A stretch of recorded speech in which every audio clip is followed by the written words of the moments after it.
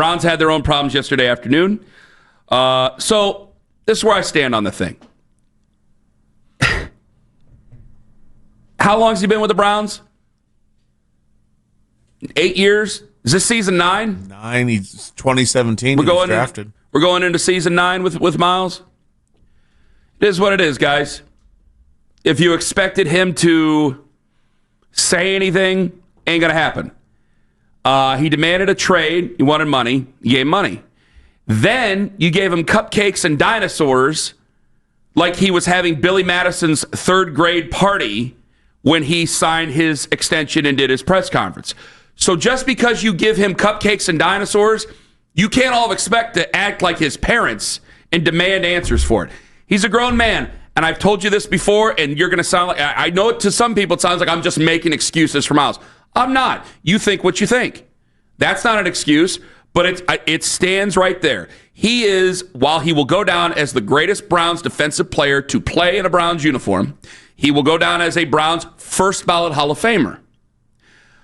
He is a mercenary. He is a Browns lifelong mercenary. He is there to get sacks. That's it. So I care about public safety. I do. I'm not trying to sweep that under the rug. I wish he would have just said, hey, you know what? I got a lead foot. I was in a hurry to go home. It was 2 a.m. We just flew home. I wasn't paying attention that closely. I'm working on it. Guys, I'm sorry. I'm taking care of this with the courts. I understand I've had a history with this. I would like to move on with it, and I'd like to focus on this football team.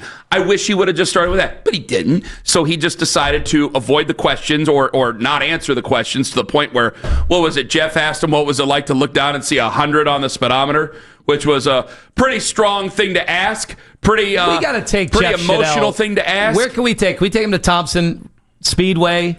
Can we take him to Mid-Ohio? Where can we take Jeff Shadell? Route 43's got one. We can get him. I'd love to show him. I'd love to show him what it looks like. I gotta say, I've looked down and looked at north of 100. It's pretty fun. It's pretty fun. Is it responsible? Not necessarily. Jeff's an East Sider. The rocket car's got to be over there. Let's get him. I've been in the rocket car. Rocket car is awesome. Rocket car is a good time. But you could say I'm making excuses for him, and that's fine. I'm sure I'm going to get... What's the fastest Jeff Shadell's ever gotten at? What is he driving? Topaz? Let's not tell people the type of car he drives. A Mercury Topaz? What's he get up to? Can I tell you a story? What's his license plate number? Podcast 10:15 Eastern. Let me tell you a story about a Mercury Topaz. I won't remember it, but if anybody can remember it, it's a pretty good story. I promise you. You can say I'm making excuses for him. I'm sure I'll get killed on the internet. You're making excuses for Myles. You're giving him a free pass. I expect him to get 16 sacks. That's all I expect him to be. I expect him to be nice to fans when he meets them. He is nice to fans when he meets them. He does speed. I wish he wouldn't speed. This whole thing is annoying. It's extremely annoying. He's exacerbated it. But again, you gave him cupcakes and dinosaurs for signing a $123 million guaranteed deal just a few months ago. Just because you gave him all these things and we had a party during his press conference doesn't mean you get to treat him like a parent. You're not his dad. I'm not his dad. So he's answered to the letter of the law. I'm sure whatever fine he's been paid. I'm sure whatever points are on the license are on his license, and we move on. I'm sorry.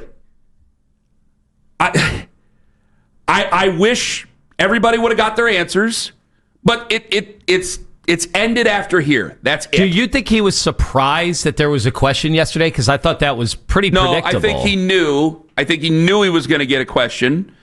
I think he knew he was going to get several questions. That's why I think it took him so long to talk. I think he thought, when did it first happen? Over a week ago, right? It was right after the Carolina game. Yeah. So, Saturday. So it's been almost 2 weeks, week and a half.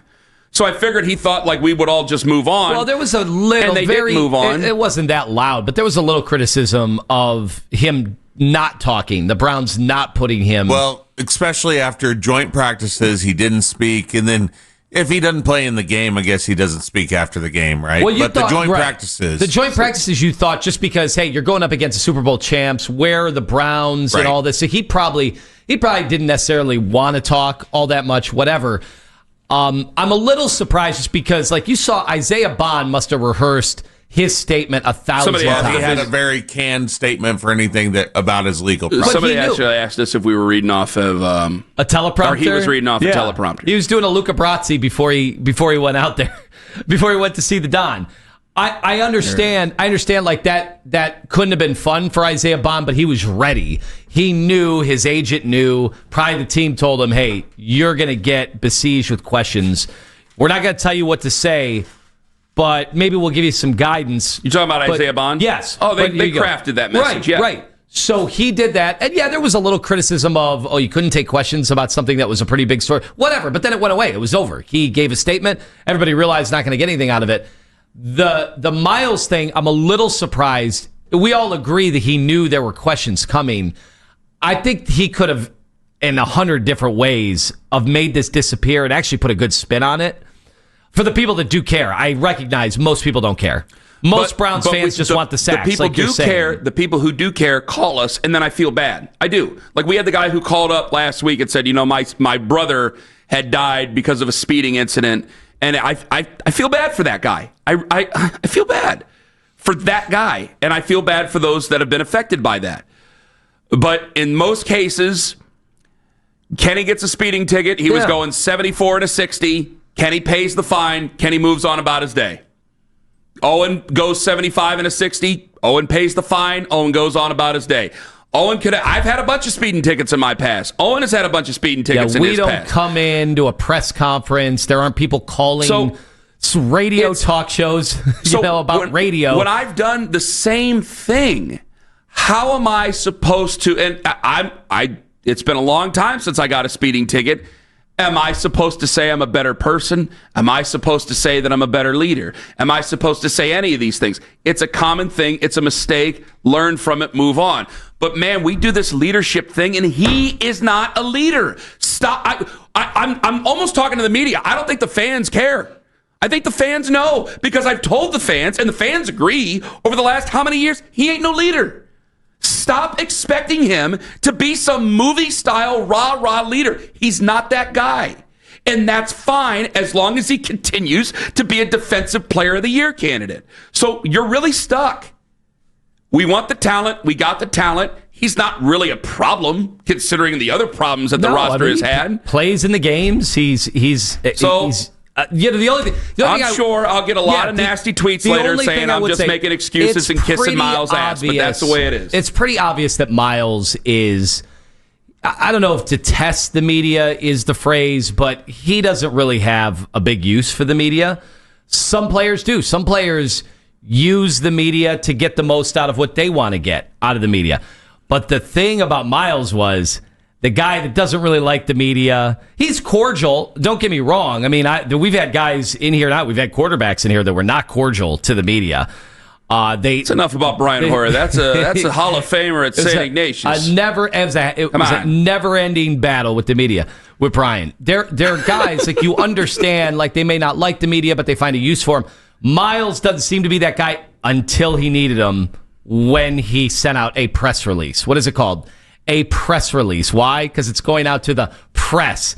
He was ready to use the media in all its glory when he wanted them for a trade request, right? To ultimately get what he really wanted, which was a contract. So, like, he understands the game. He knows when he can use the media towards his advantage, leverage the media. Uh-huh. I just think it would have been very easy for him to have a very nice statement that would have made all of this disappear forever. But yesterday, and he chose a different route. It was still easy for him because he waited a week and a half, and most of the reaction was, "Why are you guys wait? Why are you guys asking this still?" Most of the reaction was, "Why are you asking still?" Because they didn't get a chance to ask it in the first place. So he wins. Okay. And when you look at all the other things, what's the win? What did he win in all this? There's no, what fans hate him? There's no fans that hate him. Yeah, but you said a win. What would be the win in this regard? What's the loss? $100 million a year. Are we giving him well, just in the dealing with the media, though. Like, yeah, he's a winner in life. He's a lotto winner, whatever. Can I tell you in the break? Can I tell you after the break? The only time, the closest he ever came to not being able to cash in that lotto ticket was, ironically, when he rolled his car over when he was being reckless out on the roads. So it's just something that, would anybody be surprised, unfortunately, if anything ever happened? Like, that's why we tell them Like, it can't be every time, right? I don't know what he does in his private time. I don't know how it is fun to get the car up to get it open and let it loose, but just also there is some responsibility. There is some element of maybe it makes sense to be careful out there occasionally. So you asked me how, like I said, well, Myles wins in the end. And you go, well, how does Myles win? I said, he always wins in the end. He gets his money, and he uses the media however he wants. He stood there. I saw the reaction. He waits a week and a half to say anything. And the reaction from the fans remember, this is Browns fans who just want to go out and win. And ultimately, in their heart of hearts, they go, hey, speeding tickets. We've all had speeding tickets. Like some of the things that other guys have been accused of, you'd like to hear something on them. And I think the Browns fans want to hear something on them. But when it comes to speeding tickets, while it can be serious, everybody sat there with their son going, Junior, what the hell are you doing? Or everybody's been the son hearing, Junior, what the hell are you doing? Everybody's been through it mostly. So you can be upset, but it's been a week and a half. So the immediate reaction is, why are you guys still talking about this? What's going on here? Why are we still talking about this? Typical Cleveland media, which is some of the nicest media you're going to find, as Lima will always tell you. Typical Cleveland media. Can't let a story go. This is one of the easiest cities to play football in. I don't think that people realize that. Typical Cleveland. Imagine if this were Philadelphia. So they win Super Bowls and they want to fire the coach 4 weeks in. They're on Myles' side. Myles knows he's not losing any fans over it. Myles knows he's not losing any sleep over it. And also Myles knows whenever he needs something that needs to be put out there, we'll all line up and do it. What am I going to do? If I was actually upset, I can only be honest with you guys. If I were actually upset and Myles calls me up and goes, Ken, I need you to do something for me here. I want to put out a story here. No, I'm mad at you. Why, Ken? Because you wouldn't answer the questions about speeding. I question myself as the words come out. So all of us will take the opportunity to break a story. I'm not even a reporter, but take the opportunity to break a story. So he gets the money, he still has the accolades, and he still has the people cooperating with him. Yeah, it sounds like you don't think the questions should have been asked. Are you annoyed that the questions were asked? The questions are fine to be asked. I'm just telling you the truth of the matter. I'm not upset with the questions being asked. Go ahead and ask the questions. But I'm just not surprised. I'm not mad at him for not answering them. And maybe you think I should be mad at him. Maybe you care more about this than I thought you did. No, it's not. Definitely not mad. I'm just surprised. I'm surprised. It would have been the very easiest thing in the world to have a great moment that everybody would rally behind. And instead, he's not getting that. Yeah, I'm still seeing people are annoyed. People either don't care or they are really annoyed with him. He could have eliminated all of the annoyance by just answering the question and putting a nice tone on it. Like, I've definitely made mistakes on the road. I know one nearly cost me my life, but I'm not gonna be some hazard to the community. You don't have to worry about me if you're driving sharing the same road as me. If he would have said something like that, everybody would have been like. Instead, he's not getting that. Instead, he's getting either people mad at the media, which they're always mad at the media, whatever. But they're also getting the people that are deeply annoyed because they're saying things like, why can't he be a leader? Why can't he be a leader?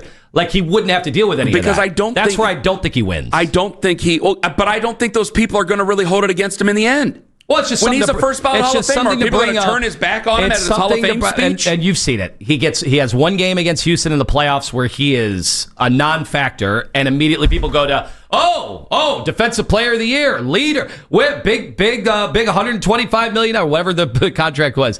Like that's when they go to it. That's when he loses. They just look for things to pile on. But in the end, in the big games when he might not have a big game. But in the end, he's still the guy who didn't do anything terrible.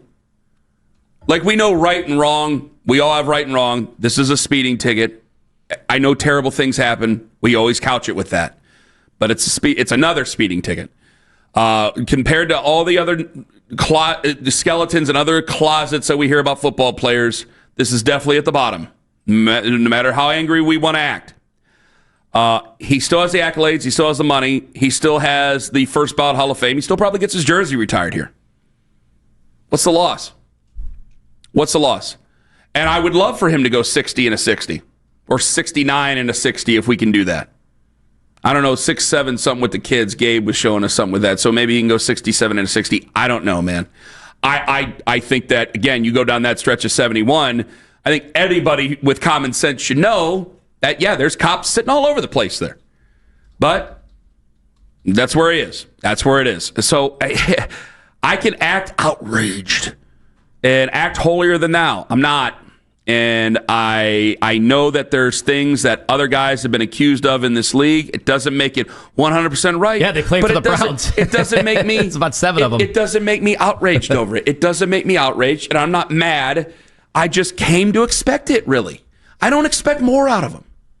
Yeah, well, I don't expect more. Yeah, you've lowered the bar in terms of like leadership and stuff for Myles. You're just not asking for it anymore for Myles. But I know the minute he signs that contract, that's what people like to bring up. So they want him to be perfect. They want him. They want him to never be in the news for anything outside of football once he signed that contract. But I think that if you paid attention to this football team and Myles Garrett on this football team for 9 years, I think you know not to expect anything more.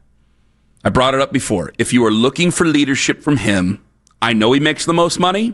I know he's the best player on the defense, but that doesn't equate to leadership. If you're looking for leadership from him, you're looking in the wrong place. And it's a tough thing to say. I'd love him to be a big-time leader, the heart and soul, the Reggie White of this defense. It ain't him. Really sounds like it that. Ain't him. Instead of the speeding, if Ken Carmer were at the press conference, it sounds like that would be the question you'd be asking Myles. Why aren't you the leader?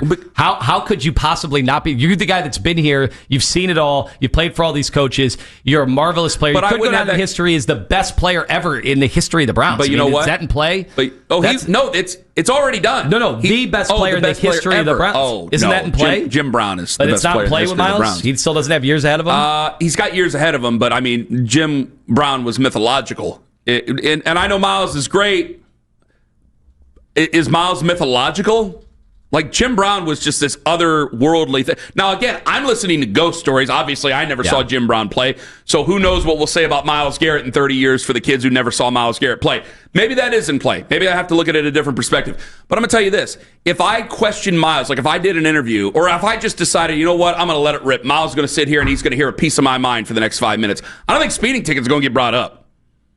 It's not going to be speeding tickets that make me upset. It's going to be another terrible loss with another terrible quarterback having another terrible performance, and then I just lose my mind and I go, you know, why does Anthony, and it's the same track, pull the string on me and let it run again. Why does Anthony Walker Jr. got to give the speeches? Why does Rodney McLeod got to give the speeches? You know, why is the quarterback that we used to have, when it came between you or him, why is the quarterback that we used to have all of a sudden the 38th best player in that team's franchise history? All of a sudden? Why is it that way? Like, that would be brought up if I really wanted to get nasty about it. But then I go, well, you got 16 sacks and we haven't had a quarterback. And we went out and traded for a quarterback who runs himself into sacks, can't read defenses, can't stay healthy. Okay, it's not all your fault, I guess. And again, you're really, really good. So if you fill your end of the bargain up on the field, there's only so much I can say. But it's funny because Haslam did bring up when he was asked, after all the trade rumors and that was, I think that was lip service. And Jimmy Haslam absolutely said, we're gonna look for some leadership out of our dominant pass rusher. Well, you can go looking for it, but I don't think you're gonna find it. It's that simple. And I wish it was different. I wish he used. I remember Joe crying when they won the football game in 2016. I remember the pain, the stories that he shared with us, both off and on the air. I wish that he would use that as some sort of a cautionary tale of like, hey, man, you only have a finite amount of time. But I don't know how much that matters. I think he wants to win, but I think that at the end of it, maybe he's okay with the career. And will I, in 10 years, like say his career ends in 4 years, in 9 years, when he goes into the Hall of Fame, will I be sitting here at 48 years old going, oh my God, yeah, but we lacked leadership with him? I don't know. I mean, maybe something crazy is going to happen here in the next year or so. I don't think I'm going to do that. I'm going to line right up with everybody else and say great things about him and how great of a defensive player he was. And honestly, it's weird. The speeding tickets, beside the speeding tickets, which don't make you a bad person, it can make you goofy, but it don't make you a bad person. I don't think he's a bad guy. I don't think he's a bad guy at all. I understand there's one incident that happened on a football field, but you and I know that we have our theory about that, and we take his side on that, and you and I have been on the record about it. So there you are.